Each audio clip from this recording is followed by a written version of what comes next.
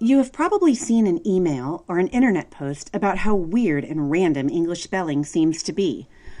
But what if I told you that it actually makes perfect sense? In fact, that's spelling's job, making sense. Think of spelling a word as peeling back the layers of an onion. The first layer is a word's sense and meaning. Often there are multiple layers of meaning. Another layer is the word's structure. Think of the center of the onion as a word's base element, its essential kernel of meaning. A free base element like O-N-E or T-W-O can stand on its own as a word, like one or two. A bound base, like the R-U-P-T of erupt or rupture, needs another element in order to surface in a word. Two or more bases give us compounds, like twofold or someone or bankrupt. Once we figure out a word's meaningful elements, we can peel back its history to shed a little more light on why it's spelled as it is.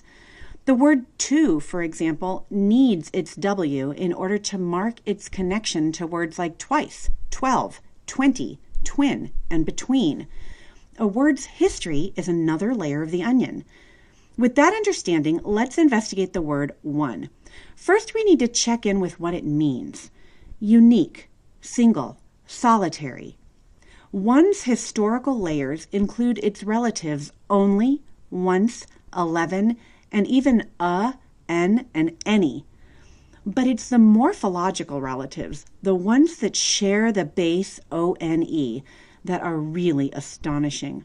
There are the familiar ones like anyone and one track and oneself. Those are obvious. But let's take a look at some unexpected derivations of the word one. The word alone is built from the prefix al plus the base one. It's the same al prefix that we see in always, already, almighty, and almost. It means all. The word alone means all one. It was misanalyzed in the Middle Ages as having the prefix a, like in asleep and awake and around, and a new base was born, L-O-N-E, which then developed into its own family. In the word atone, we find the familiar preposition at, compounded with the base O-N-E. See, when we atone for something we've done wrong, we attempt to make things whole again, to fix what's broken, to be at one again with whomever we hurt. But here's perhaps the best one of all, the word onion, which is also frequently derided as irregular or crazy for its spelling of with an O. But again, if we look into the word's structure and its history, it's a mystery no more. When we look at the roots of an onion, we learn that it is written as O-N-E plus I-O-N, the same suffix we find in tension, action, union, and thousands of other words in English. Unlike the many cloves and a head of garlic, an onion has a single bulb.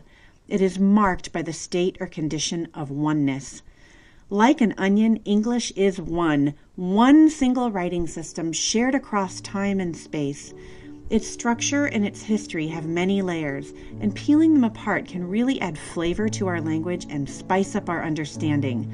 See, spelling is never just about spelling, but about how written words make sense. It's almost enough to make you want to cry.